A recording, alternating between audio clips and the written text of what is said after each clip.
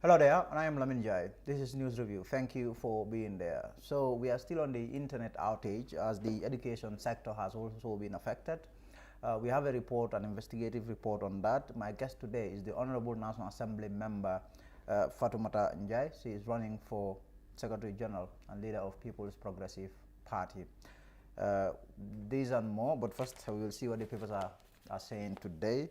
We'll begin with the Standard newspaper and look at what they are reporting on today. Their lead story is saying UDP NPP in tug of war over Suku. 3 years journal leaders face fresh charges after acquittal and re-arrest. Supreme Court dismisses challenge to $54.4 million National Assembly loan scheme. FM counters IC claims, says local firms should participate in electoral materials contract. That's the finance minister there. GPU SG Sekou Jammeh resigns. Also, UNFPA, UNICEF warn of resurgence of FGM unless Hydro family apologizes to Gachis Jawara.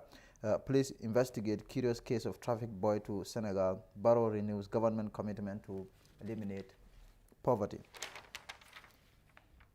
3 days after pictures and videos emerged of him with President Barrow and NPP stalwarts at a project launching, followed by claims that he has left the UDP for the NPP, Abdoulaye Suku Singate is yet to clear the air, leaving supporters of both parties in a tug of war. On Tuesday, he told a persistent NPP TV interviewer that he went to attend the launching of the multilateral funded agriculture project following an invitation, as he was involved with the project design as head of the ECOWAS Parliamentary Committee on Agriculture. He told a similar story to the Standard. However, when asked to clarify his position Tuesday night, Singate said he would do so at his own time.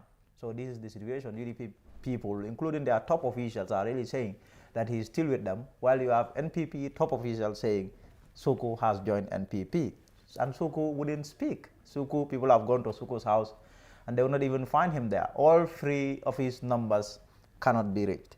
So that is the situation about the UDP executive official member there. 3 years journal leaders face fresh charges after acquittal and re-arrest. Immediately following a discharge order at the Banjul Magistrate Court, police yesterday re-arrested and charged members of the proscribed 3 years journal group. The court freed Yankuba Dawo, Abdoulaye Njie, Ibrahima Kitim Jaju, Sirifo Sonko, Haji Swane, Fantambalo, Karim Toure and Mukhtar Sise from charges of unlawful assembly, rioting after proclamation, and rioters demolishing structures after the state filed a nolle prosequi. So that's the situation there. They have been charged afresh, and what much we have understand is that they have now been released on bail. Supreme Court dismisses challenge to $54.4 million assembly loan scheme. The Supreme Court of the Gambia, presided over by Chief Justice Hassan Jallow and 4 other judges, has refused to grant an interim injunction sought by Gambia Participate and the Center for Research and Policy Development against the Clerk of the National Assembly, Auditor General, and Minister of Finance on the $54.4 million loan scheme for National Assembly members and staff. FM counters IC claims, says local firms should participate in electoral materials contract. The Minister of Finance and Economic Affairs, Mamburin Njie, has said Gambian companies must be given the opportunity to participate in securing electoral materials for upcoming elections, counter to the claims of the IEC against local partnership. Also, the GPU Secretary General has resigned. The Gambia Press Union has bid farewell to Mr. Sekou Jammeh, who stepped down as Secretary General effective end of January 2020. Hydro family apologizes to Gachis Jawara, a cousin Jermaine of Saibo Maria Hydra, the France-based Gambian who recently warned Gach CEO and tycoon Abubakar Jawara against carrying out his threat to sue Mamadou Sabali, has said Saibo's comments have caused immense distress to his family there. Police are also investigating curious case of traffic boy to Senegal. The Gambia Police Force has opened an investigation into a video of a young boy who was reported to have been driven by unknown men to Senegal. Spokesman Lamine Njie confirmed to the Standard. Let's turn to the point and quickly see what they are reporting on today. Germany startled, says deportation agreement reached with Gambia. IEC warns group against illegally conducting voter sensitization. Also, board management visit GRA outlets in KM, that's the Kanifing municipality. Legendary Gambian musician Mam Tamsin Njie dies at 64. Diplomatic sources in Banjul said Berlin, that's it, Germany, is startled by the statement by Gambia's foreign ministry over the cancellation of unscheduled deportation flights to Banjul. Berlin said there has not been any suspension of flight, as Banjul is reportedly claiming to the Gambian public. So it would appear that the government is also sparring with Berlin, that is Germany, there over deportation of Gambians in that country. IEC warns group against illegally conducting voter sensitization. The Independent Electoral Commission has issued a stern warning to a group of individuals referring to itself or themselves as Operation No Illegal Voting. IEC claimed that such a group is illegally conducting voter sensitization in the Upper River and West Coast regions. Legendary Gambian musician Fatimata Njie has died at 64. A renowned Gambian cultural musician and educationalist, Fatimata Njie passed away Wednesday afternoon. He was 64. I saw also on the point that Senegal registered 276 cases of COVID-19. That will be all for the newspapers. We'll be right back.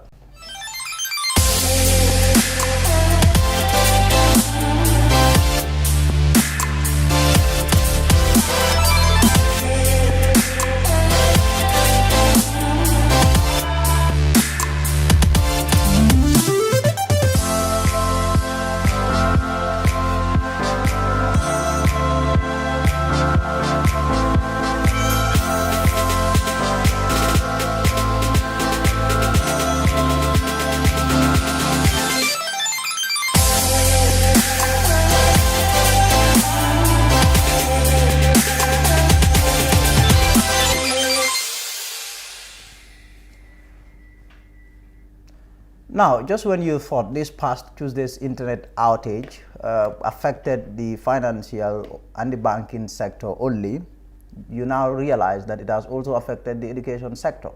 More on this report. The internet has significantly improved the quality of education in the 21st century. It has opened doorways to a wealth of information, knowledge and educational resources, increasing opportunities for learning in and beyond the classrooms. For many people, going without the internet, even for a few hours, is frustrating. Very, unfortunate situation, and then this is very disappointing situation when it comes to Gambia internet system. Internet is something which is very vital, especially we are living in the world of digital. School assignments are always in a digital form. Students must do their researches in order for them to, effectively produce a good assignment for their lecturers. During the last, internet outreach, I find it very difficult to do my assignment. I'm currently doing my diploma, and then I'm on my final month on the diploma level in journalism. But I find it so difficult to do my assignments. I am given so many assignments to do, but I couldn't do it. I try to, do all what I can so that, I can have internet connection. The time I realized that, it is nationwide internet outreach. I think Gambia should not rely on only one internet suppliers like Gamtel. We should have another option. There should be another company that will compete with Gamcell. But if we have only one monopoly of sharing internet connection to all these GSM operators in the country, we must face issues like this always.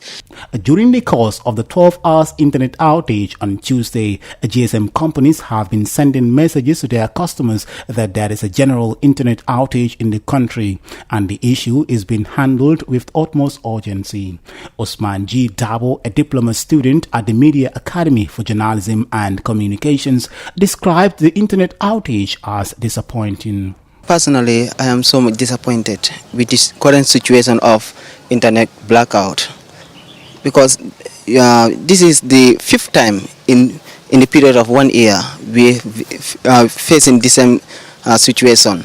And for me personally, I'm a student, and mostly we rely on internet to do our researches.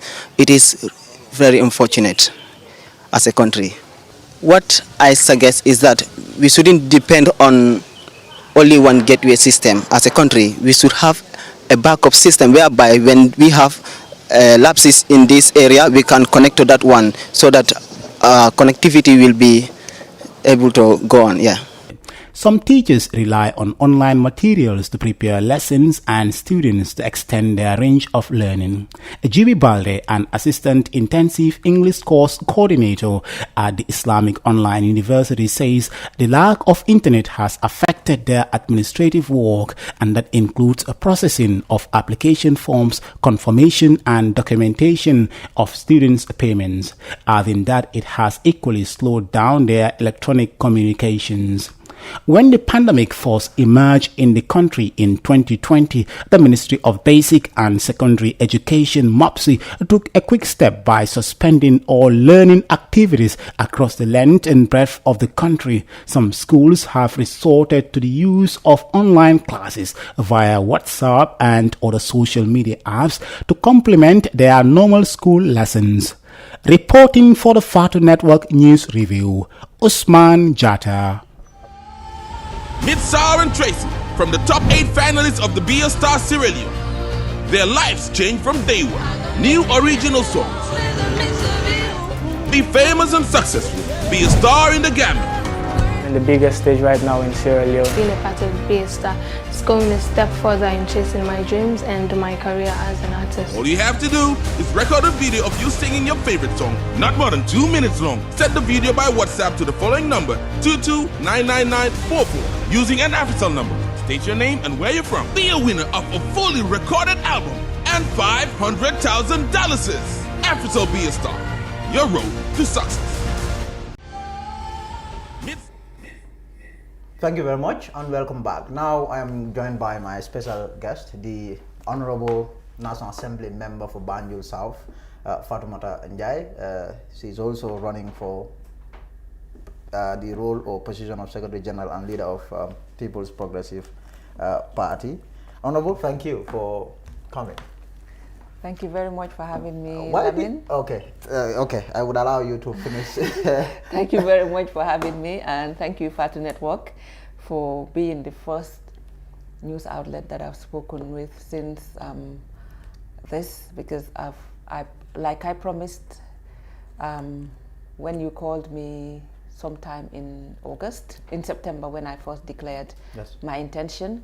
I did tell you that I was going to wait until it was formally done by the party before I can give anybody a formal interview, and that is why I am here today as promised. Thank you, Honorable, and we very much appreciate that. Honorable, why did you decide to seek the position of Secretary General and party leader of People's Progressive Party? This is the most powerful position in the party. I think it is not surprising that I declared my intention. I wanted to go for the top position of the party because I am one of 2 MPs that we have in the party, and thank God also my constituency gave us also the only councillor that we had nationwide, and I campaigned for him to win the council elections in 2018. And looking at the situation the PPP is at the moment, I think it needs salvation. That is why I came out at this time to go for it and save its last breath. I think otherwise we will be phased out eventually, and that is what I do not want to see. I think that I am capable enough to go out and bring back the lost glory of the PPP. Like I said yesterday in my Facebook page, there are so many undecided voters, and I think those voters are more sympathetic towards the PPP because of what we stand for, because of what we stood for, and I think we are losing that along the way. If I should come out and bring it back and engage the new emerging democratic values as well, I think I will be able to come up with a lot of voters, young voters, the youth, as well as the women, because I am known to be an advocate of women issues and I stand for women rights. Recently, I've been admitted at the Amoji Leadership Initiative, which is an initiative established by the former president of Liberia, Her Excellency Ellen Johnson Sirleaf, and we work to empower women. We work to ensure that women go to the highest positions within any institution, and I think being exposed to that I think it's about time that I go and help resuscitate what's left of the PPP. Now, when you talk about salvaging the party, what exactly are you talking about? What I'm talking about, we all saw what happened in 2018. The party was split into two, and it is no hidden secret that I advocated for Bakari Dabo for the leadership. He did not win, and then he left the party, of course, but because of my love for the party, my belief of the party principles, obviously I did not vouch for him because of him personally. It was because of the PPP, and I believed then that he would have been in the better position to move the party forward. Unfortunately, that did not happen, and since 2018 we have not moved far, as I expected anyway, because I'm that type of person. You all know me, Lamin. I'm not a time waster. I'm a go-getter. If I want to get something, I go. I push people to go for the best. I push people to do the right thing. And I think now is the time for me to go and make it happen for the PPP. And I will give it my best to my last breath to see that PPP is not phased out in this country. A party that is 62 years old should not just be swallowed up by the crowd. Now, if that is the case, 52 years old, that is how old PPP is. But this is the very first time a woman is leaping forward to say that she wants to be leader of the party. I mean, unprecedented. You could see that this is historic. Really, what do you have to say about the fact that this is the first time and that happens to be you? It's also the first time that a woman won the parliamentary seat for Banjul South. We all knew that Augustus Darlin Jawara vied for that position. Unfortunately, she did not win, and she did work a lot to enhance women education, especially in those years pre and post independence, and he made sure that a lot of women went to school, got their financial, economic and social independence. And I think it is not unprecedented. Yes, for the PPP it is not unprecedented, because PPP have been known to empower women, and I think there were a lot of great women behind the party. So maybe to go for the top position, it is the first, but to push the party, the women have been great. They've been doing a lot of work for the party since inception. Now, if you look at the statement that was put out yesterday, I think I got the statement today announcing that there would be election for the position of Secretary General, Deputy Secretary General, and it happens to be you and the interim leader, current interim leader, Kewa Ijalo. I mean, in terms of your challenger, I mean, how do you feel about him? Kewa is also, he has great love for the party, but in politics it's not about love and hate.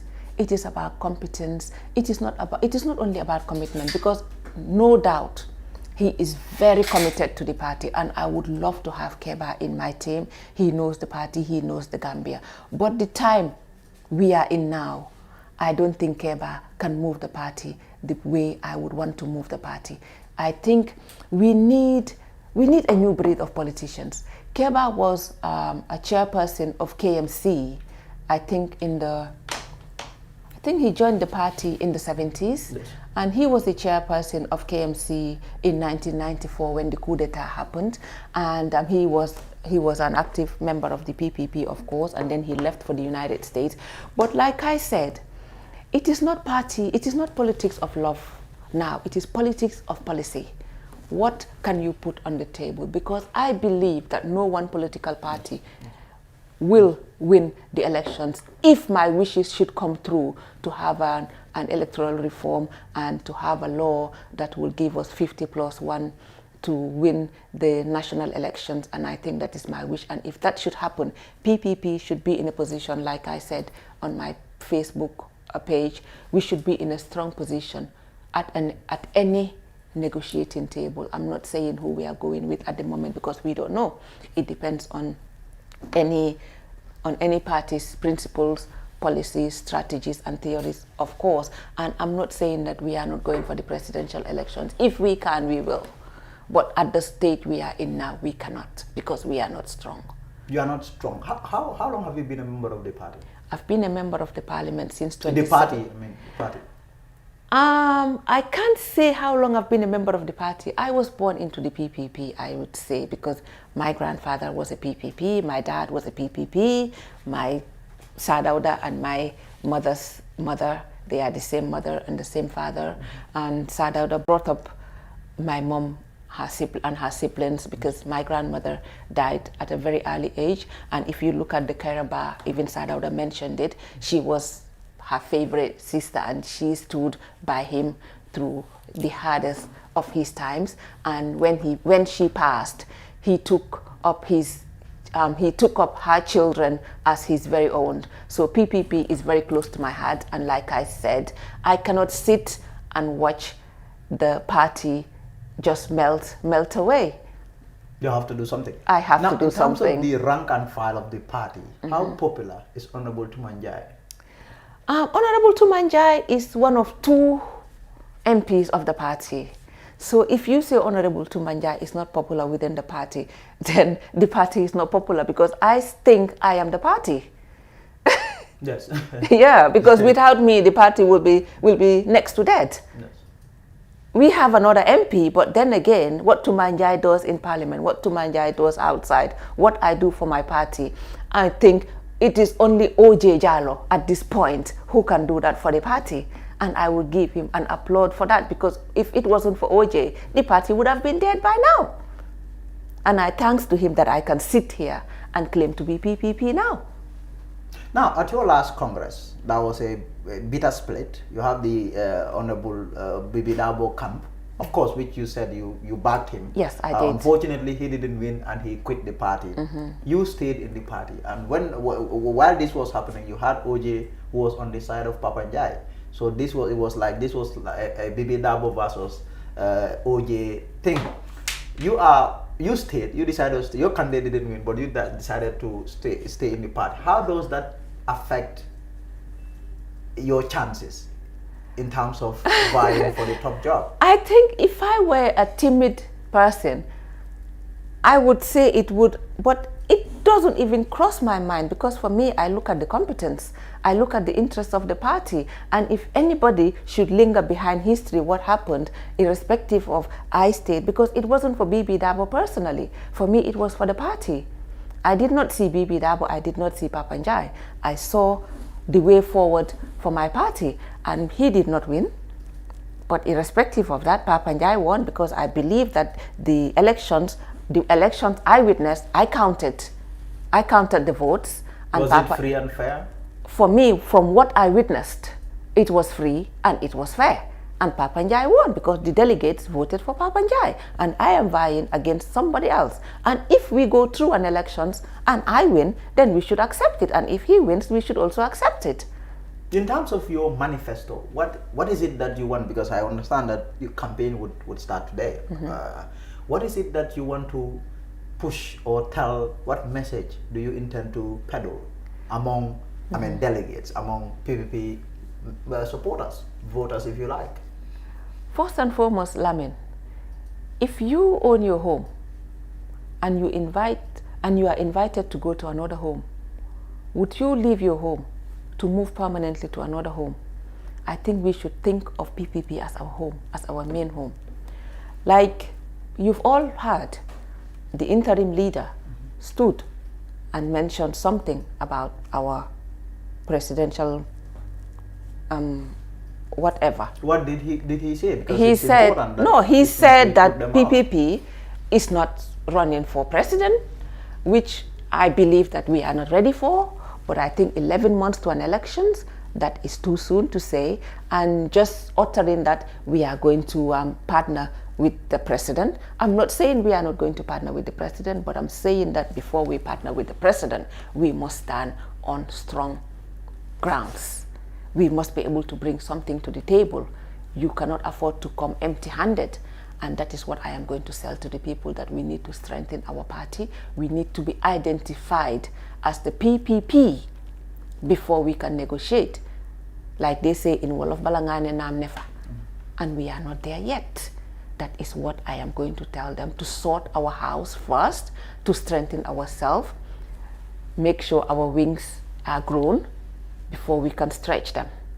Now, how do you also go about navigating this the age-old belief, if you like, this myth that, well, whenever it comes to leadership positions, you know, people tend to look at men first. They consider men first before they look at women. They will say, okay, so they don't entirely are not entirely comfortable. How do you go about navigating that myth or that belief, if you like? I think I have crossed that hurdle. Since I'm at the Parliament, I've proven myself there, of course. I stood against 4 men. I won them, so I will not believe that myth. I will look at the competence. And looking at it now, if we are to be taken seriously, if we, the people of the party, believe in the party, they should look at competence. They should look at the way forward for the party. Because I am more, I will say it loud, competent to the dot. I'm not saying that Keba is not, but the stage we are in now, I will attract more people, more undecided voters to the party than my opponent, than my challenger. Because he's been overseeing the party since September, but I've not seen any change. And to be honest with you, if I had seen any changes, positive changes, it wouldn't even have occurred to me. I was already an MP in 2018, but it never occurred to me to run for it. But I think now is the time. Yeah. Yes. Now is the time. Now is the time. Well, I think it is quite impressive, the fact that you have decided to run for this. But if you look at the country's political landscape, it has. I mean, it is in terms of the number of political parties, it has grown, and that means more competition. But then you have parties that are far bigger than your party. For example, in terms of support. You said that this is about resuscitating or reviving or salvaging the party, PPP. When you look at your party over the period, what we have seen is that PPP has lent to President Barrow. Since the coalition came, your party went Barrow. Barrow had a fallout with UDP, and the leaders of your party, at least the likes of OJ, for example, what they would always say is that they want to work with Barrow. But there have been claims that that's the only way for your party to survive.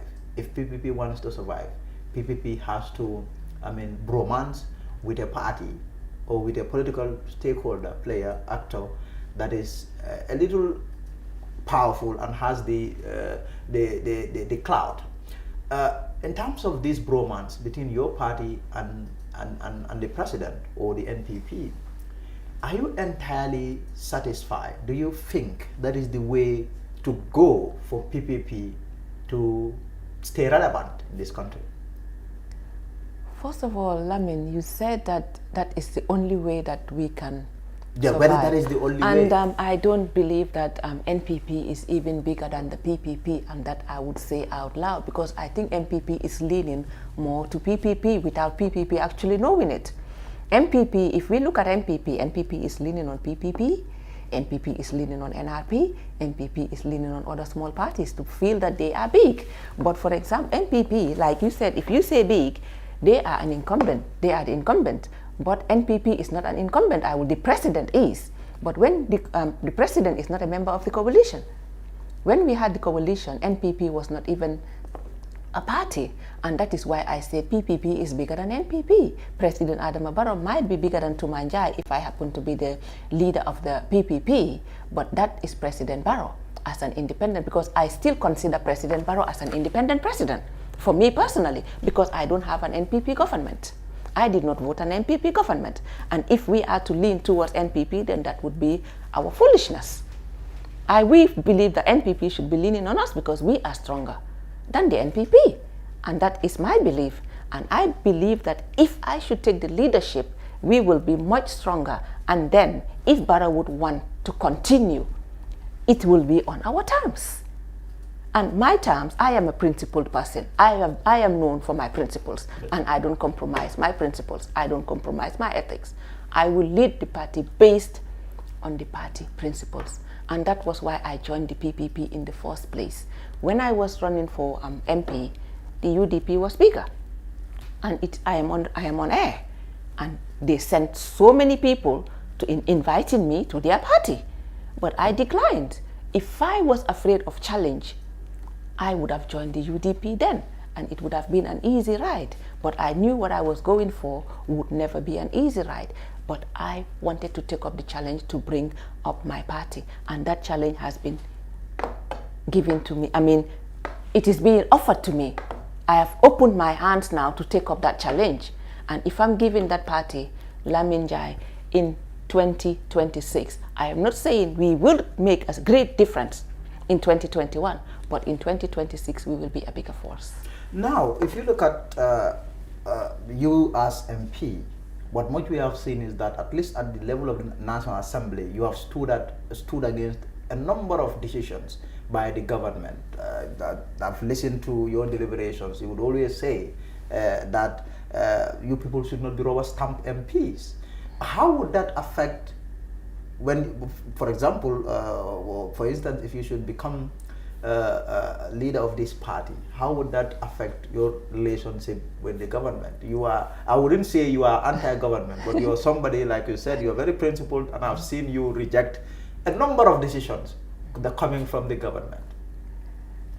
Do you think if I'm a leader of the party with close collaboration with any government, I wouldn't believe that any government would bring something that is unprincipled to the parliament, because I think it's just bad advice. Because at times you know you are doing something which is wrong. I mean, it's no hidden secret.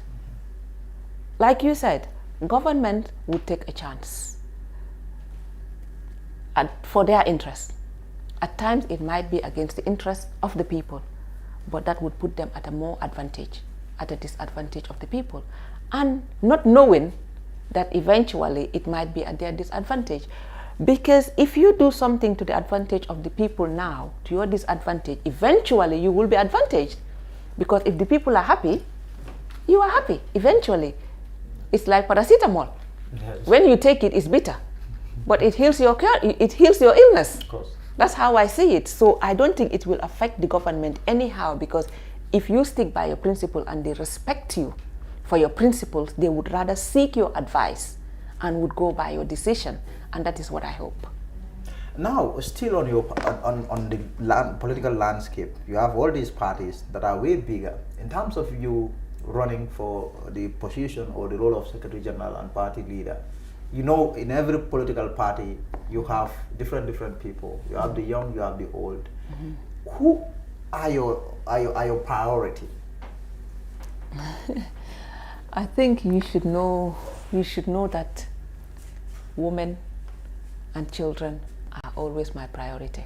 My agenda is always on quality education, proper health care, because we've all seen the rate of, the mortality rate in this country, and I've always been speaking about them.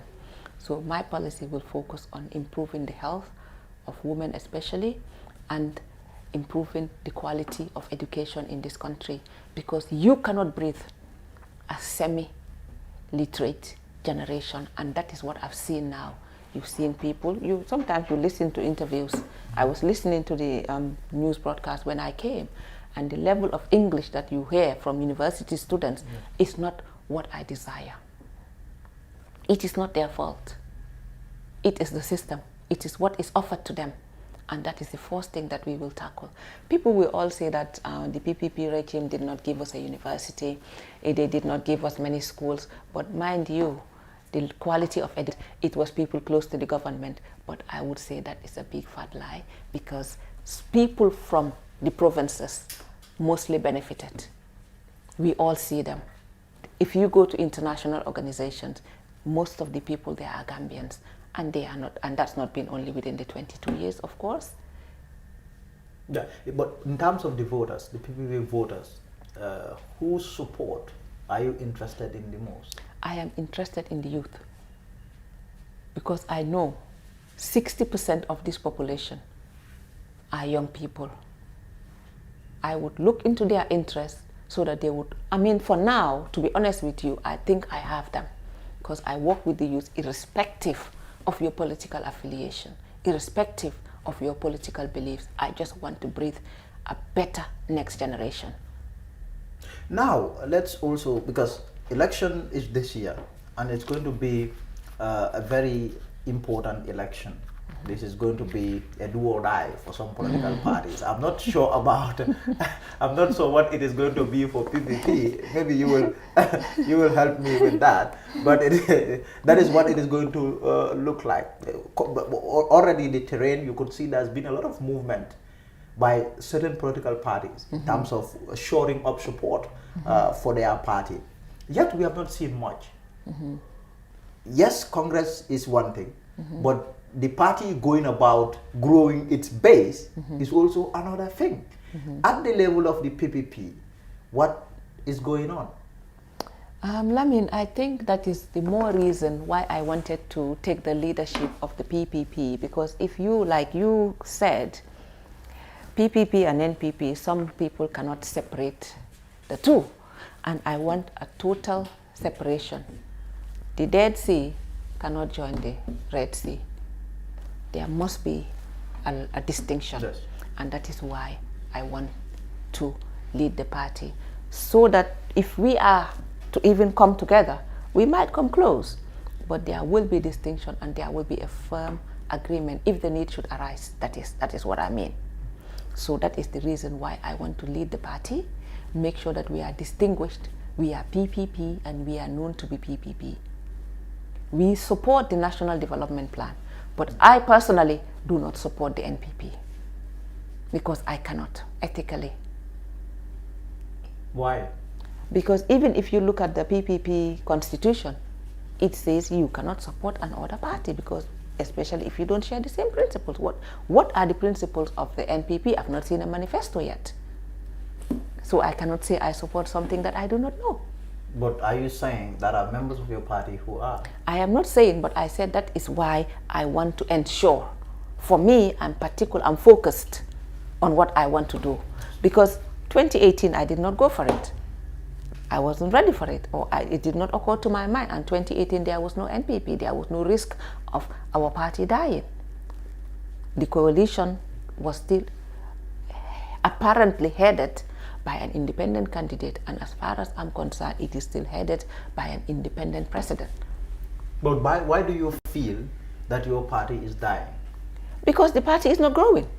If you live from year to year, every year you must grow by one. Last year I was 49. This year I'm 50. Yes. So I expect the party to grow. I do not expect to go back every year and see the same old people. Whenever I go for Congress, I need to see people, new faces. I need to see 18-year-olds coming to join my party. You are not saying that? I'm not saying it. What would you blame that on? I will blame it on me as well, because I think we should have pushed. I don't shift blame. It's collective. I am an executive member of the party.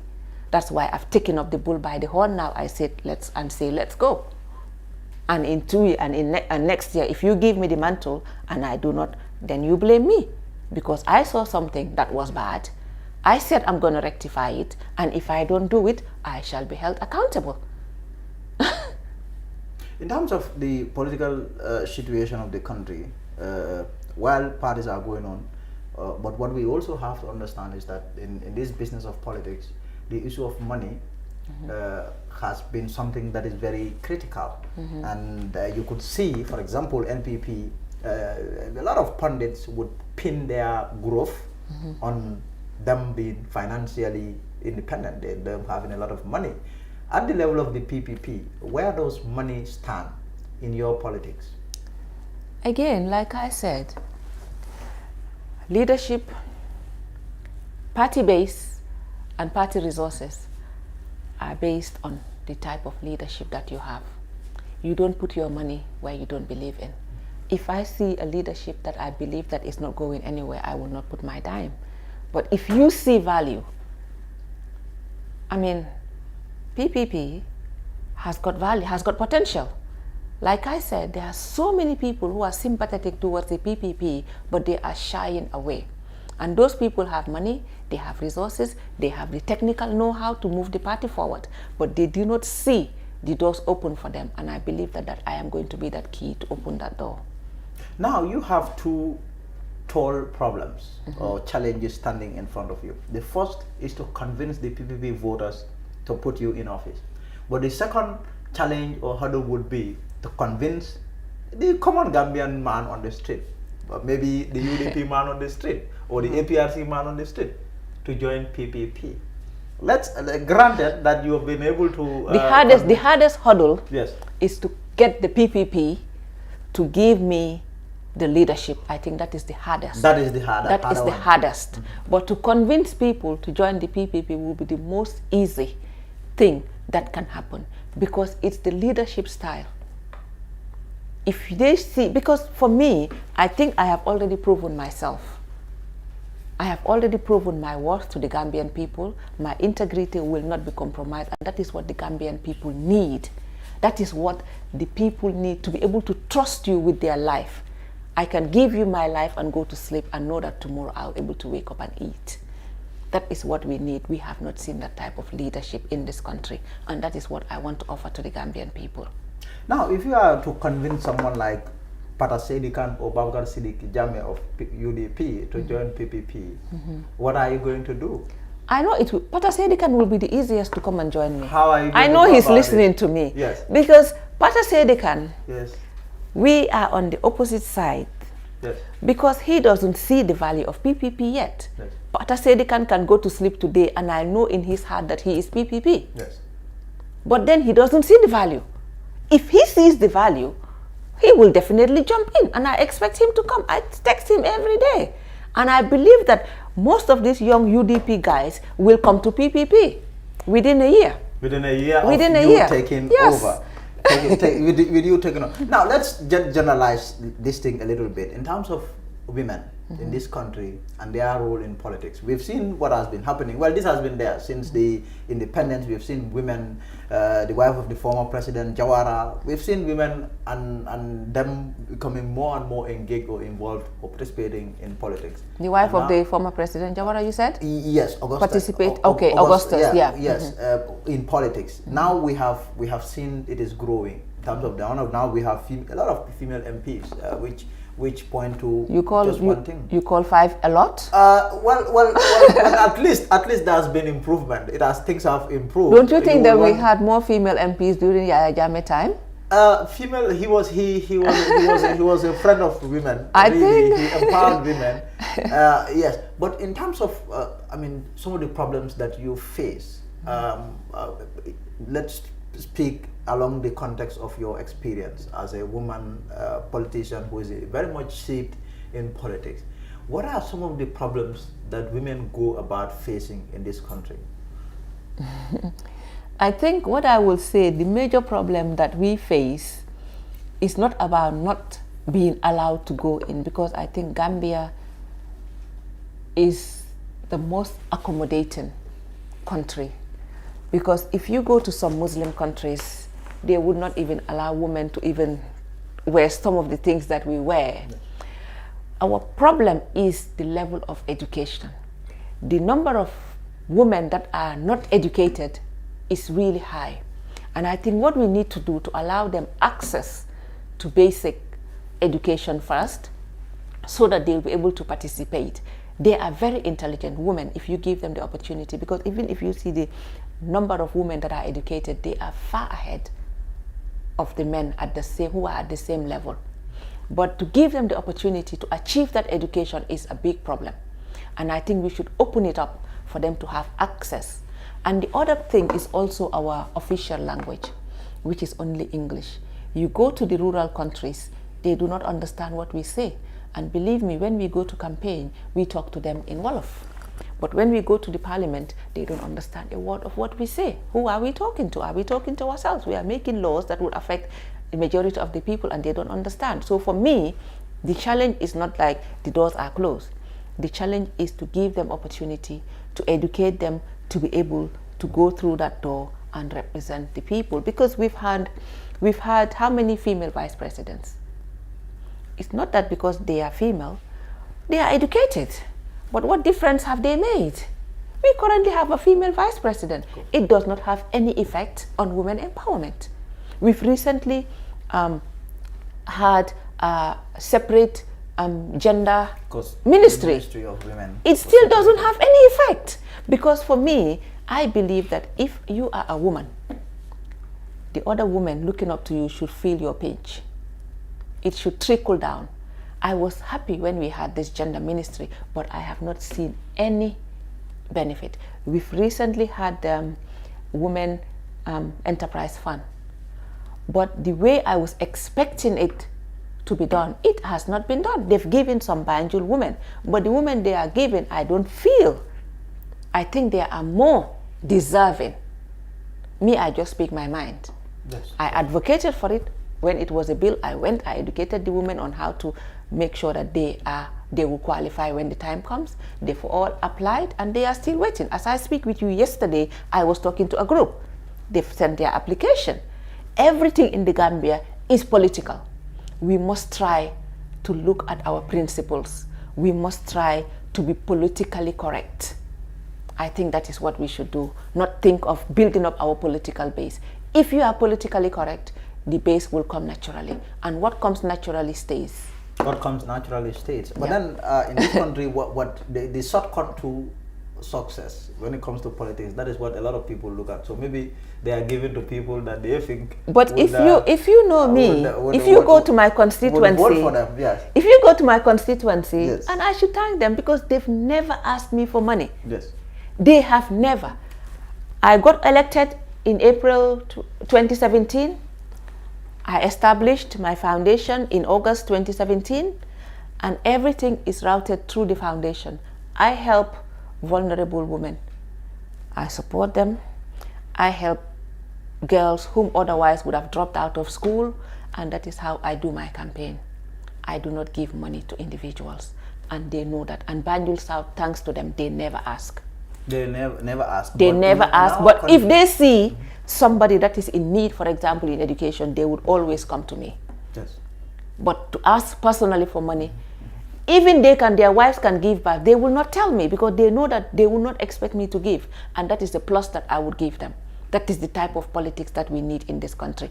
And thank you. And believe me, if the system was very good, girls wouldn't have thought of dropping out of school due to lack of fees, because there would have been a social welfare system. We have a Ministry of Gender. Now, they would have thought of policies that would ensure that girls stay in school. Recently, there was a girl, grade 9, grade 7. I don't know what would have happened. I was expecting that girl to be given scholarship. They did not. So we had to take up that girl. And thank God, my program is doing that. And that is how I expect to build my support base. Currently, it is only in Banjul South.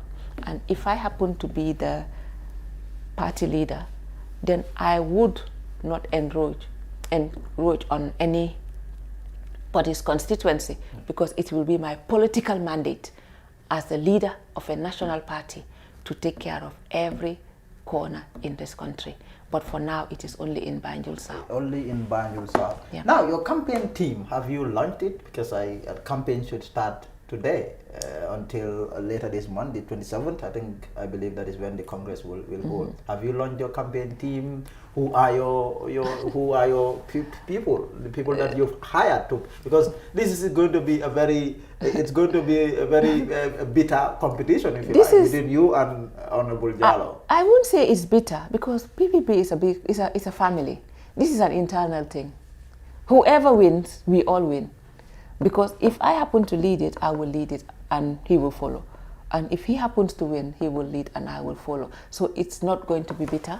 We are not going to separate. So my wish would have been to have a national debate and talk to our delegates, convince them based on our policies, rather than having a campaign team, because once you have a campaign team, you are breaking the party, because you are dividing the party. We should, each and every one of us should speak to them, and my wish was to sit and talk to them collectively so that we will not break, because it happened in 2018.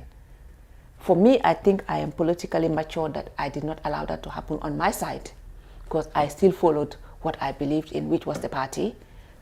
Some left, but like I said, I'm still there, and I don't want to repeat that again. So having different campaign teams would separate that, and I wouldn't encourage that. You simply want a debate, which I would very much love to I would. It is on my message that I sent. I opened it up for debate. Maybe you've not read it. So you are challenging Honorable Jallow for debate there. I will reach out to him and see if he will be. No, but it is on my Facebook page. I did mention it, and I think that is the best thing, because we are all one big family. Yes. Whoever happens to win, it is not about winning or losing. It is about taking the party to the state that he might want to take it. He might want to take it, but using different method. But we all see the same route. Maybe the way he wants to do it and the way I want to do it. That is why I said just to sit and have a debate, and probably we might even agree who is best if that happens. No, because you might think you are the best, yes, but then he can come up with his ideas and then convince me that he is the best. It's possible. Of course. I am politically mature. And also, if you look at Honorable OJ, he's the senior elder chieftain of the party, and his influence in PPP remains. And I have had claims that it just about appeared that he is leaning towards Honorable Jallow. He supports Honorable Jallow. These are claims that I have not been able to confirm yet. But I think, did you hear these claims? Are you concerned at all? That is not what I feel, or I've not heard it, and I don't sense it, because I personally went to him, told him about my intentions, and he gave me his blessings, and he said that he would love to see women in leadership. He did not say that he was going to give me his support, because that would be unfair on Keba as well. And as a party leader, he is expected to be neutral. I don't expect him to support me, neither support Keba. He should look for the best, listen to the best, and then go with the decision of the delegates. And I think that is exactly what he's doing. So I don't know how you felt that, but I have not felt that or sensed that anyway. And even if that had happened, he is human. But I think my confidence is up to that level, is to that level that I don't get bothered by other people's decisions. If it doesn't, yeah, because honestly speaking, I spoke my mind, I went to him, and he's not shown himself. Are you confident of winning? If the party wants the best, then they will, yeah. and how about the role of PPP supporters in the diaspora? So you have supporters in the diaspora, of course. Yeah. And these are people who would be watching closely, even if they can't vote, but they would be closely monitoring events back home. In terms of your supporters in the diaspora, what do you make of their role? I think both of us have supporters in the diaspora, and that is what I expected. I have silent supporters, because like I said, this is a family. We need to work respectfully, because at the end of the day, only one of us will win. And if that person wins, we expect to work together. So even if you have supporters, I would prefer supporters to help me in terms of contributing to the Congress and in terms of helping us with policy, rather than in terms of saying, vote for Tuma, vote for blah, blah, in public, because this should be internal. I threw my credentials to our WhatsApp group, and I expect Keba to do same, and then leave it to the people to decide, rather than having somebody speak for me, and then at the end of the day I will say, he will say you are supporting me, and then or somebody speak for Keba, and I would say he spoke for Keba, because there would be that inch of thought if whoever takes it it will always flash back. That trust will not be 100%, because obviously if somebody opposes you publicly, that is what I'm trying to avoid. So whoever is supporting me, support me in terms of policy, in terms of guidance. I can come and speak for myself. Now I think your Congress will hold in the Mansakongo Bikamaba. Why did you decide to take it to Bikamaba? Do you in any way know that? It was a decision that the executive agreed. If you know the history of PPP, it was the first name was the Protectorate People's Party, and that would have excluded the rural people. Yeah, and then it was decided to be changed to the People's Progressive Party, and our Congress are always rotated. It has to be inclusive, and that is the culture that we want to maintain.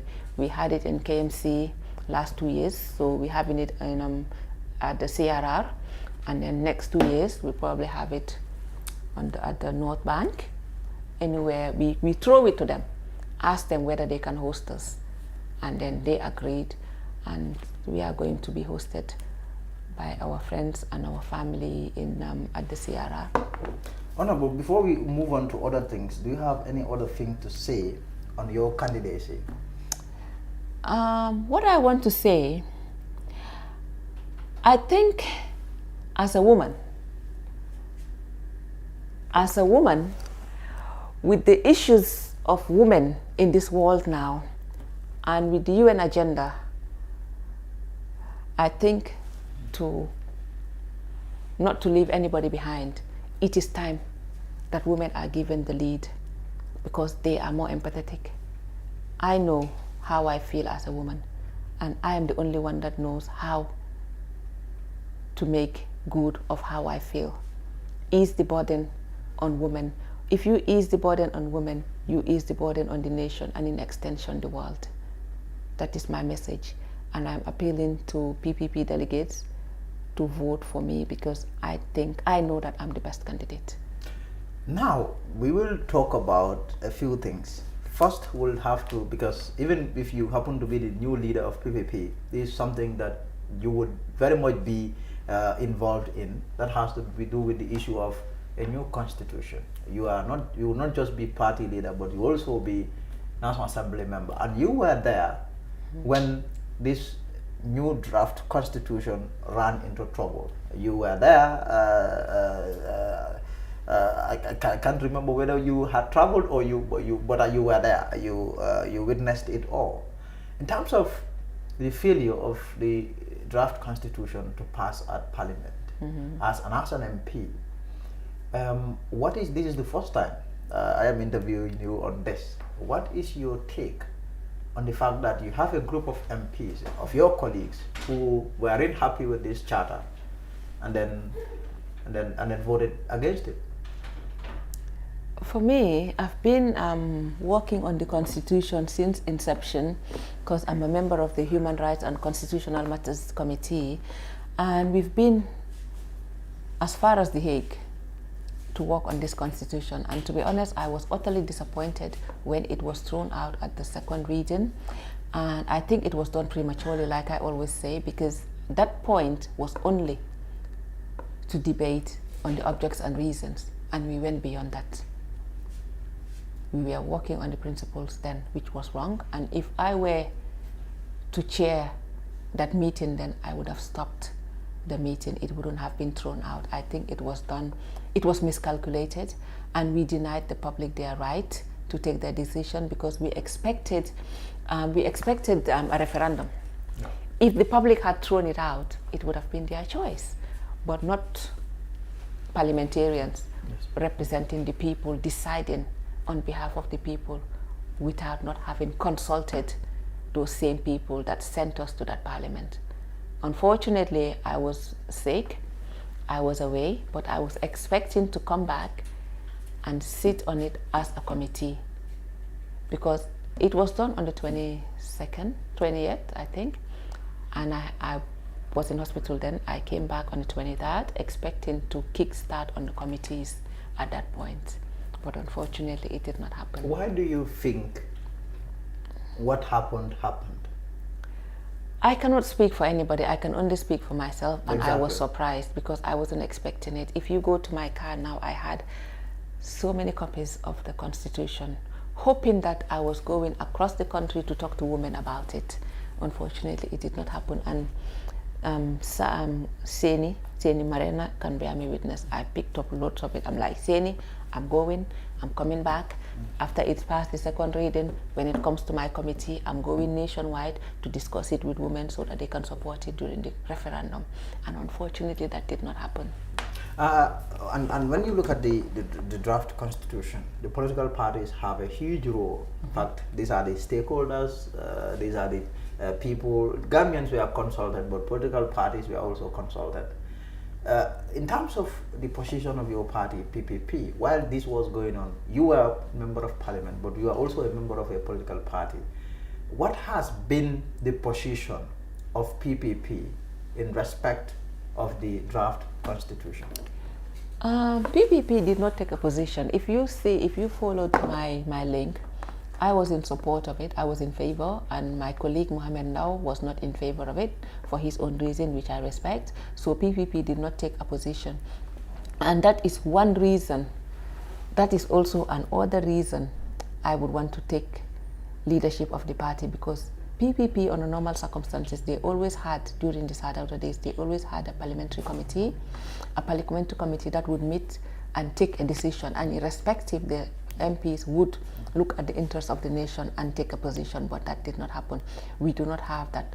I mean, we've not had that. I've been a member of parliament for the past going to 4 years. We do not have such committees, and like I said, those are one of the reasons that I want to take charge, because without being properly established, you cannot move ahead. And now, what do you make of the claims that even the president and the executive, if you like, had a hand in the killing of this, that these MPs did not work independently in ensuring the failure of this draft constitution, but they did it hand in hand with the executive? That they had a hand? That the executive had a hand. You know, you could see before the House voted, you could see cabinet coming out to express its reservations, ministers saying we don't like this, we don't like that, blah, blah. And at the parliament, at the floor of the House, you could see some of the MPs who voted against it saying, okay, this is what it has discriminated the president, it has done A, B, and C, and this is why we are not supporting it. Well, I think that is their decision. Before it came to parliament, it was in cabinet, and if cabinet had not, I would not say, because I would still blame the parliament, because we are all responsible adults. We should all have our own minds, and I will not blame the cabinet. And I always say it, I've always been saying it. It went to cabinet and they did not alter a dot. So if they had wanted, they would have done it. But then, if parliamentarians allow the cabinet to throw their dirty linens on us to wash, then that is our problem. Why blame the cabinet? I still will not blame the cabinet, because if cabinet said jumped on the river, would we do that? I will not blame them, to be honest. I will still blame the National Assembly members for being irresponsible. And I cannot say that cabinet had an influence on them, because the document was with the cabinet and they did not change it, like I said. Now, what would you like to see? Because I know the government now is trying to find a way of reviving it. And then there is a new dialogue program or process that has been kick-started. What would you like to see in terms of all that is happening to ensuring that this country gets a new constitution? I would love to see a new constitution before our next elections, and unfortunately, if it doesn't happen before June, it cannot be, because 6 months before any elections, we cannot change the laws. And we would love to see it happen, and I think it will be the greatest legacy that His Excellency can leave, leading us into a third republic. Yeah. Okay, still on that, the issue of parliament and its role in this newfound democracy. The constitution is, a new constitution is one thing, but in terms of the role of the parliament, very critical arm of government, but this parliament, and in terms of the work that it has done in, let's say, advancing this democracy, what can you tell us about that? As someone who has been there, what now? well over 3 years now. I think this parliament has shown a lot of Yes. we have gone a long way in terms of holding the government accountable. You've seen when they bring the budget, they have to sweat, even though they get away with certain things, but we cannot put a whole country to a standstill. That's why at times we had to let go of certain things.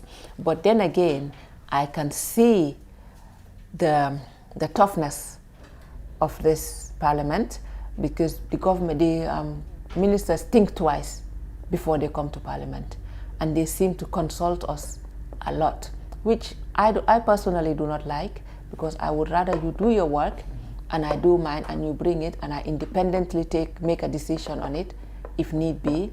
I wouldn't want you engaging me in your decision making, because it will influence the decision I will eventually take when it comes to us taking our decisions. But then again, we have to work hand in hand. But I feel and believe that my colleagues are doing a good job in terms of holding the government accountable. As we speak now, some of the committees are up country trying to inspect the projects that the government are doing, and we really, and you've seen some of our committee meetings, the way we handle the ministers, but still we could have gone further.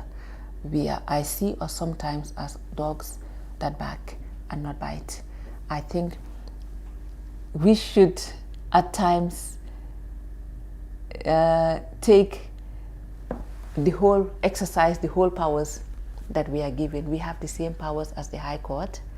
For me, sometimes I just feel that I should send some of them just to Mile 2 for 2 days and 3 days, and then see what happens. Maybe then they will take us more seriously. Some of my colleagues think that is harsh. Yeah, but then again, this is a country.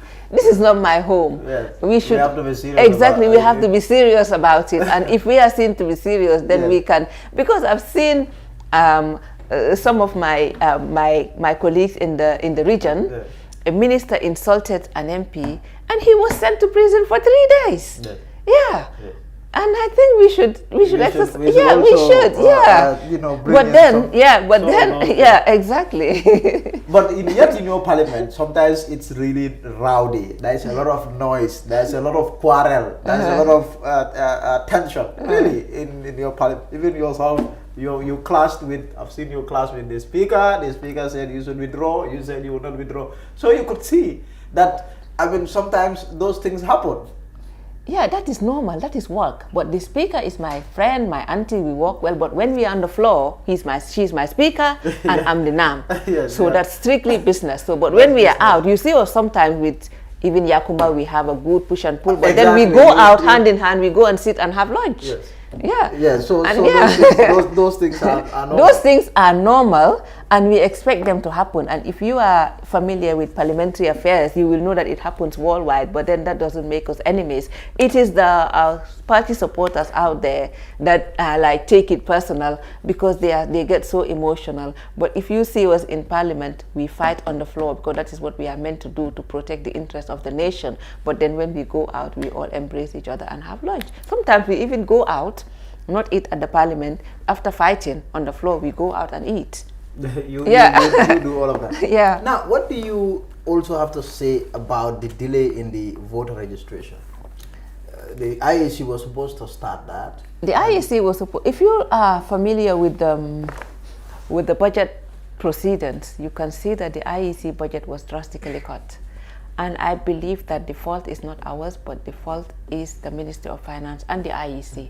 We try to cut costs as much as possible.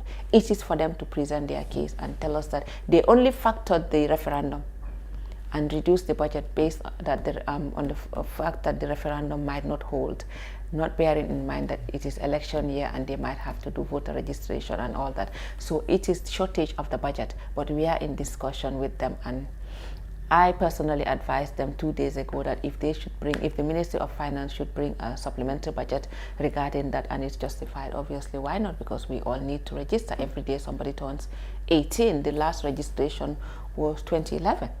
That's 10 years ago. Come on, some people are 28 and they've never voted. And that is illegal, that is wrong, that is taking their rights from them. So in that case, I will support a supplementary bill for that, if it's used judiciously, of course. But they came to us. I told them blatantly, you shouldn't come to us. We cannot approve anything. Go to the Minister of Finance. They can present your case for us, and then we'll take it from there. And also, the Supreme Court has asked the IEC to allow Gambians who live abroad to be able to exercise their franchise, to be able to vote. What do you have to say about that? If you look at the Constitution, they've always had the right to vote. I think what they should go for is how they are going to vote, because obviously even the Senegalese vote in the Gambia. They should arrange for the logistics, but the Constitution gives every Gambian over the age of 18 in their right state of mind the right to vote irrespective of where you stay. But how are they going to do it? Are they expected to come and do the registration here? Are they expected to come and vote during the elections? I think those are the things we need to talk about. And in fact, I was in one of the CRC's meetings in the UK. I was there and I attended. I was only there to observe, but unfortunately, having my big mouth, I couldn't keep my mouth shut because I was expecting them to ask. All of them were, we want to vote, we want to vote. I said, go and look at the Constitution. As a Gambian, you have a right to vote, but how? I think that is what we should talk about now, how the IEC, it's not going to be expensive. I mean, we can get support. We got support for the CRC. We can have support for diaspora voter registration and diaspora voter logistics. And for us, for Gambians, we are lucky that we live in clusters. We live in mostly in the same areas. So if we were to go, you in England, we can be voting in London. People can come and vote. In Scotland, most of them are in Edinburgh. And in the United States, they are in these big cities. Big cities, Atlanta. Exactly. So we can arrange for that. It's going to be just easy. But then again, is it to the advantage of any president? For me, if I know that the diaspora are in support of me, obviously I will kill myself to make sure that they vote. But then again, those are the things that we should ask. Not because we have you seen the Constitution? Yes, of does course, it deny them any? It doesn't deny them. I think, exactly. in fact, the Supreme Court would normally struggle in taking a decision, but I think this one was a very easy decision for the country's judges, really, for them to decide. For them to decide on. But also, let's talk about what proved to be very controversial and contentious. The decision by you and your colleagues to allocate yourself $54 million to build your houses. Really, that was something that really a lot of Gambians really railed against, and they condemned you. Why did they condemn the Parliament? Parliament, of course. And why did Parliament decide to come up with such a thing when we are in dire financial straits? I love your question. Why did Parliament? Because rightly said, any decision that is agreed is Parliament decision. It cannot be individual, irrespective of whoever. But then again, if you followed when we are doing the appropriation, I brought it again, and it was voted back because I said I think we should look at ourselves. Look at their situation of this country and just let go. And then we voted again and they voted. I voted yes to remove it, and some of them voted no, and the no's won, and it's remained. I think it's only ethical. It's there in principle. It depends on the individual if they apply for it, because I stated it then. I did not vote for it, so it will be unprincipled for me to go and apply for it, and I clearly stated it from the word go that I was not going to apply for it, because obviously we need that 54 million somewhere else. Our schools need that 54 million, our hospitals need that 54 million, rather than us developing our personal selves. And I always say it, if you go into politics for your own personal interest, go and open a shop. Any interest there is yours, but any interest that we should earn should be earned on behalf of the people that we represent, not us. And now, how do you reconcile that with the claim that most Gambians go into politics just to better themselves, just to make money? The quickest, some would say, the quickest way for a Gambian to hustle in this country is to start a political party, for example. Or really? Yes, of course, or be a politician. I don't know. I've been in politics for 3 years, and I think I've been lesser off than being better off. Yes. Yeah. So I just said it, that if you want to make profit, go and do business. And I think that speaks for itself, that there is no profit in politics. The profit is seeing a better nation, and we've not made profit in that sense yet.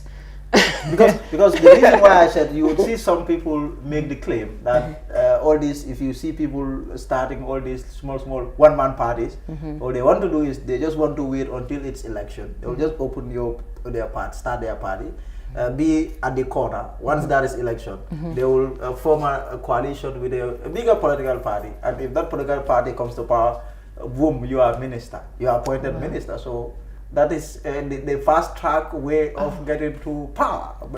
Okay, for me that's very unprincipled, because if I believe in my political party, I would rather expect people to come and join me rather than me looking forward to joining any political party. I want to make my party big and expect people to come and join me.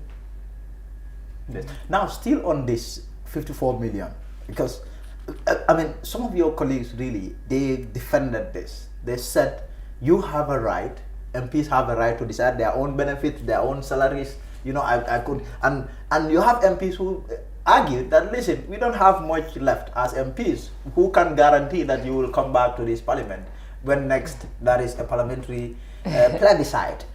Now, in terms of all the different arguments that have been made around this, you are saying that really, if you look at the financial situation of the country, it wasn't really the wisest. But in terms of the timing of this, you have a pandemic that has wrecked the economy. And yet you have some of our MPs really who are very much interested in this. And now, in fact, if you look at the development that came yesterday, the Supreme Court, because you have two civil society groups that went to the Supreme Court for an interim injunction, they lost, meaning MPs will be able to tap into this money. What do you have to say about that? Like I said, it is not illegal, because it is the law that we determine our own remuneration and our own benefits. It is legal, but for me, what is legal might not be ethical. And what I always say, legalities are made by man, but your ethics are your principles. They make who you are, and they make you.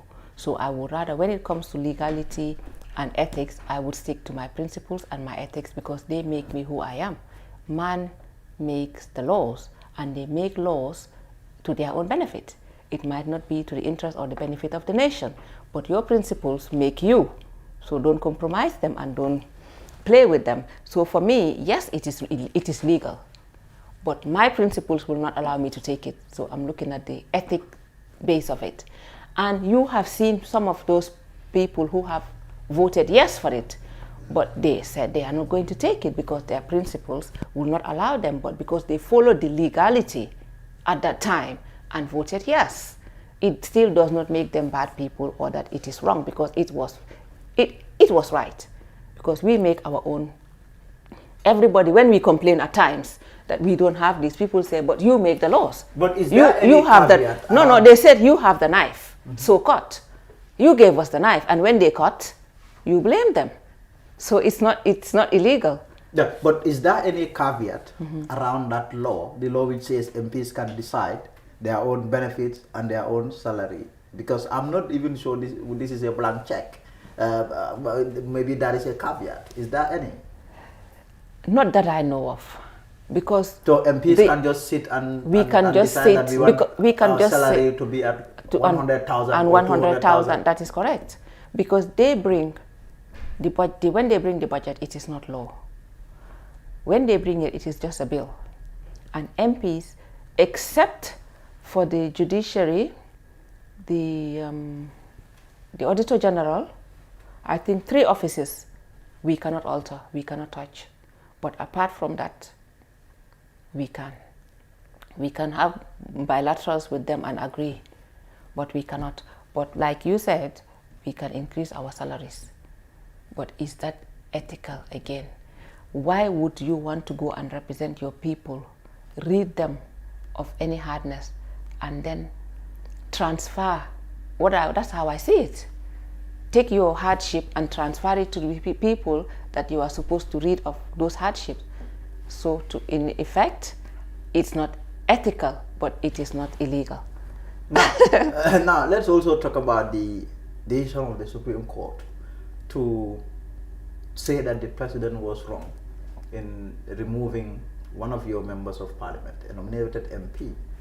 You are an elected MP, because I have interacted with a lot of people, and really, but to me, I think the Supreme Court made a bad judgment, a terrible judgment, in that you have MPs who can be removed, who are elected. You have MPs. Okay. You have MPs.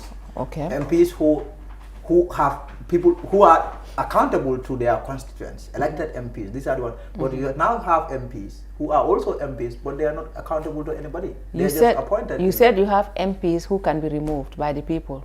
By their people. But do you know how? By election.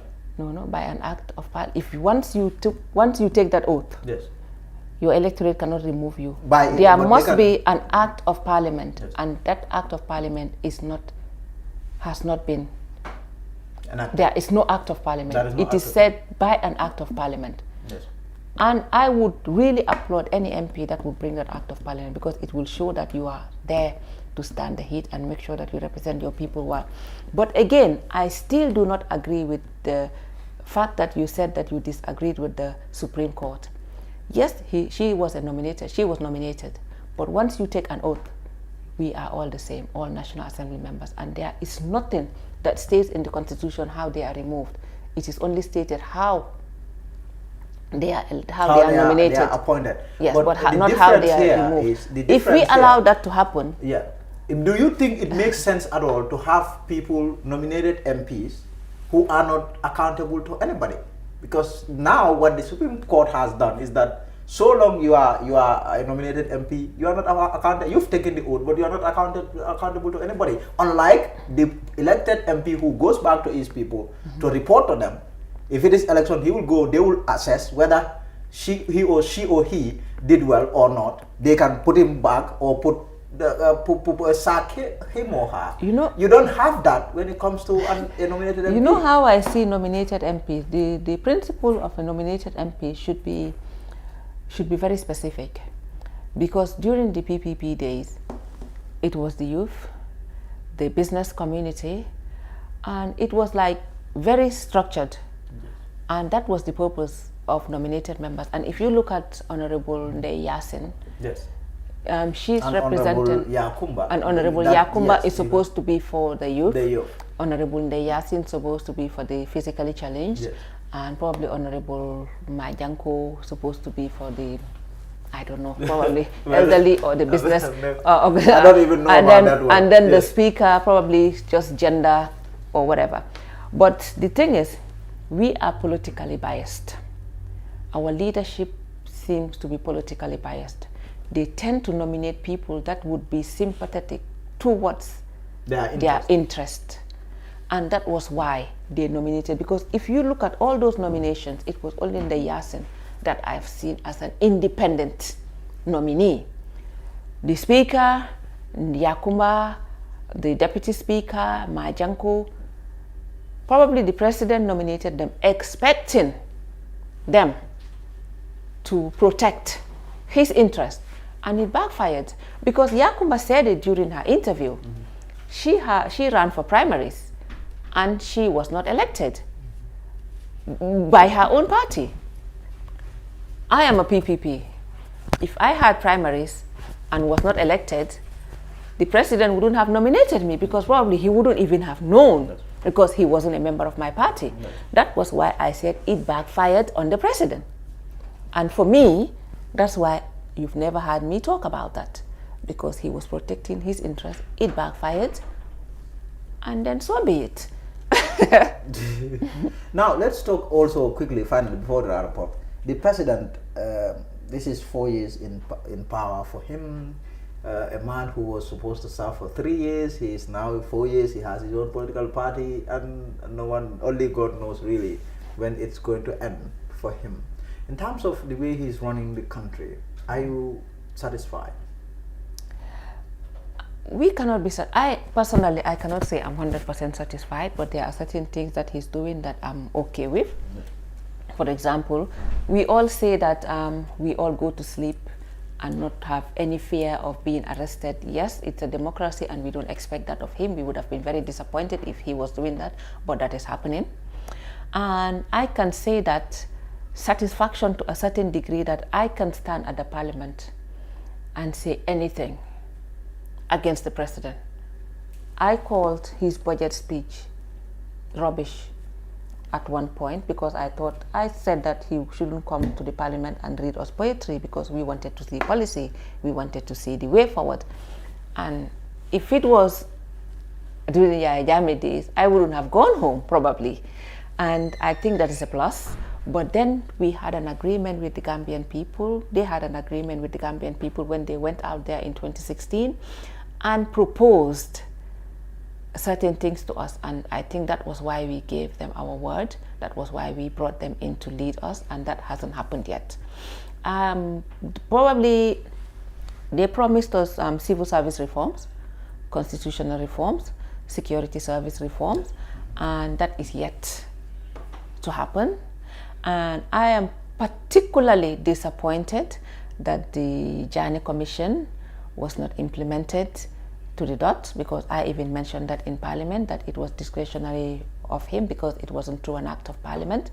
But then the commissioners were paid by taxpayers' money, and they deserved to see the recommendations implemented to the full, because it was us, you and I, that paid for it, so we deserve to see the result.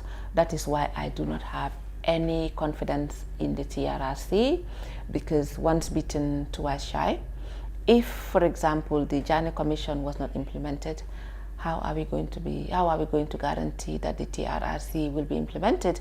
And also, President Barrow in 2017 had an interview that there are enough Gambians to fill vacancies, and we've still not seen that, of course. We are seeing people being recycled, and that is not to my desire. And I'm not saying that he shouldn't. He can give them a chance, but he should also give everybody like he promised. A promise is a promise.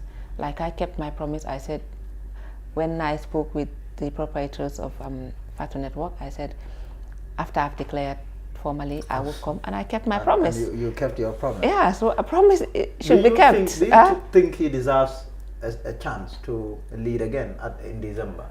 For me, to be honest, I have not seen anyone. Like I said, if I see somebody who is better, because I've not seen, that's why I'm throwing my hat to lead my party. I'm not saying I'm going for it because I'm not ready, but who knows, maybe if I'm too dynamic, maybe let us pray. It can happen. My party can come up with a candidate. Let's pray and work hard. But so far, I've not seen anybody who is doing anything else. So they are Peter and Paul, one and the same. 6 and 9. Yeah, exactly. So it's like yin and yang. Yin and yang. So you would prefer him then?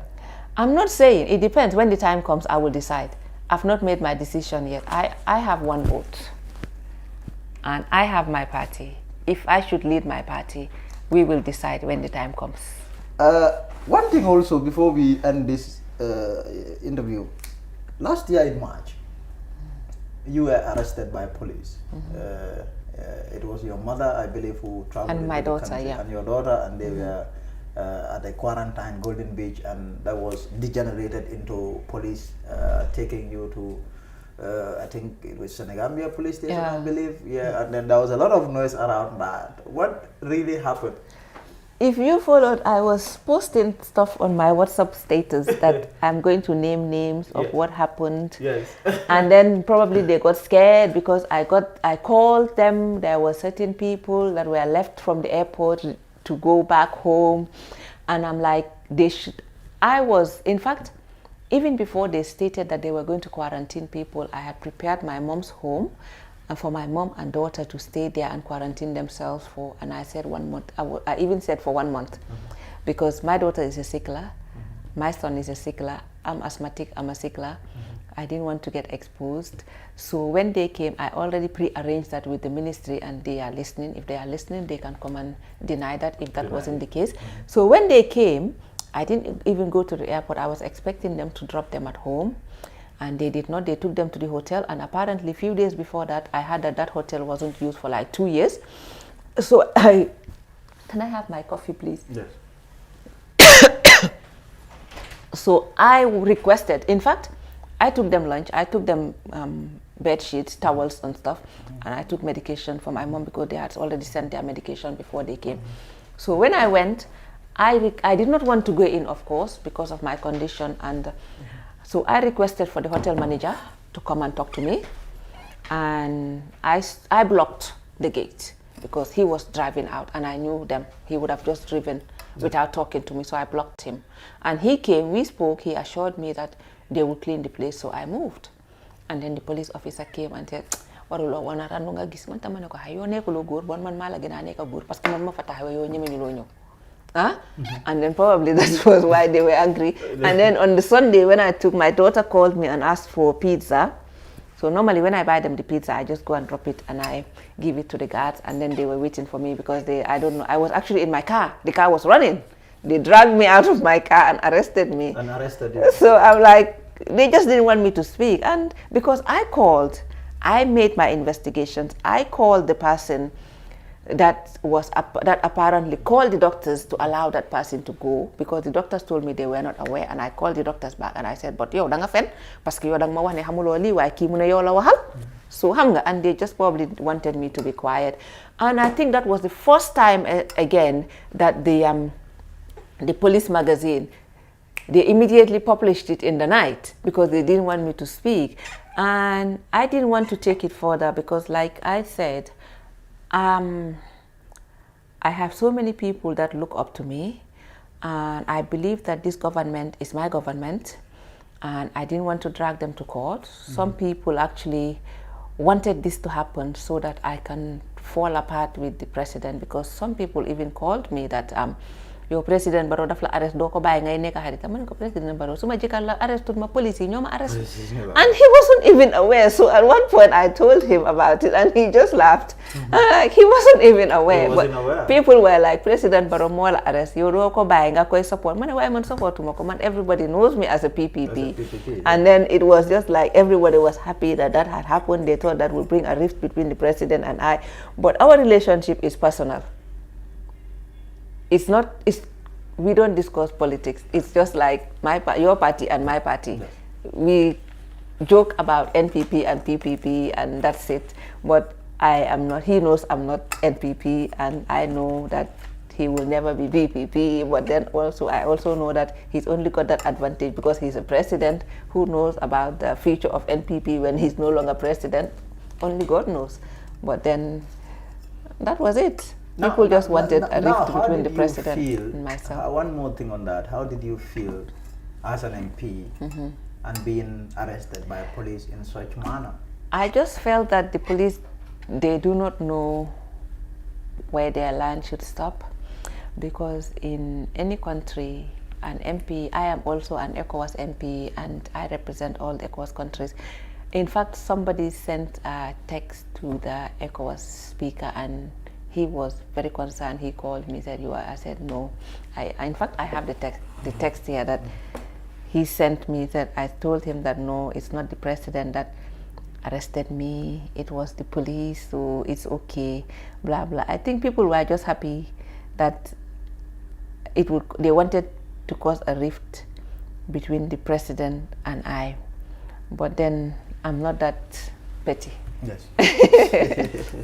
Honorable, you are a politician, an MP, now you want to be leader of PPP. You are a mother, a wife.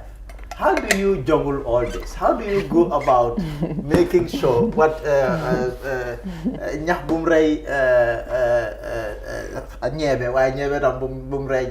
do you go about juggling that? It's like I've always been a working mother. Working at a bank was very difficult as well. It took all my time because I remember my last son, when they removed the stabilizers from his bike, they removed it for like over a month and I didn't see him ride his bike. So he was like, yow moom yow da ngaa liggéey ba samedi sax da ngaa dem liggéey ba pare gisuloo ma sax maa ngi dawal suma cycle bi sax without stabilizer ma ne ko man xaw ma woon sax ne you are riding it without stabilizer. So that was so I'm used to it. And yes, this is different because I used to spend summer holidays with them. That was like a family thing. July, August, we spend it together. But since I became MP, it was like not possible. We've not spent the whole summer. It's like I spend 1 week with them and that's it. And it's really made a difference. But now they are grown. My eldest is 18. She's at university now. And it was really hard when she left 2 years ago because if I'm away, she will take charge. And now both of us, but then also Mustafa is really helpful and he's always there with the kids. And really that's it. He steps in. That's just about. Honorable, now I'll allow you to speak to your voters directly. You can look into the camera. I think this one is your camera. Look into your camera and then address your delegates, your PPP delegates. This is for PPP, and in fact, I will not say I want every Gambian to be PPP. So this is for Gambia. This is to Njie. I'm running for the leadership of the PPP. Like I said, I have my reasons for running because I don't want my party to melt away. I don't want it to die. And I feel that I am the best person if you look at my credentials, if you look at my experience, and if you look at my interpersonal relations. What I feel is that I believe that the Gambia needs a new breed of politicians. And I think even if you are in opposition, you need to be an opposition with a difference. You need to be an opposition that will come up with policies that would affect how the government runs the country.